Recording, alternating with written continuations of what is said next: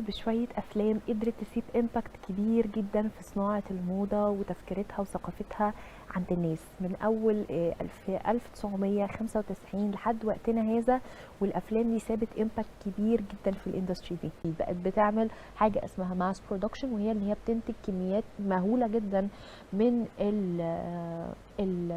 الملابس مرة واحدة. فده طبعا أدى إلى تأثيرات مش أحلى حاجة، سواء للدولة من ناحية الاقتصاد أو سواء للبيئة من ناحية البولوشن اللي كانت الفاست فاشن بتعمله. وإزاي إن ديانا كانت برنسس ليها تأثير على الموضة الملكية.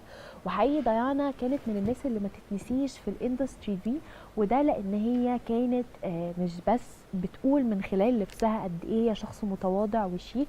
الفيلم ده كان بيقول لنا قد ايه ان الموضة فن متخفي، وازاي الموضة من خلال افكارها المختلفة والغريبة، وازاي ان انا ممكن من خلال درس يطلع في المات جالا يعمل فرقعة اعلامية عالية جدا. الافلام دي واكتر كلهم بيناقشوا نفس الفكرة، وهي اهمية وجود الموضة في حياتنا.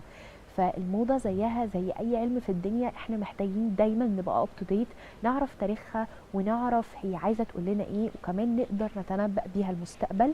لان صدقوني لو احنا فهمنا الموضة صح هنقدر يبقى عندنا احنا كمان ثقافة نرتقي بذوقنا، ونعرف اي حاجة احنا بنشوفها سواء عمل او اي حاجة على التلفزيون هي عايزة تقول لنا ايه.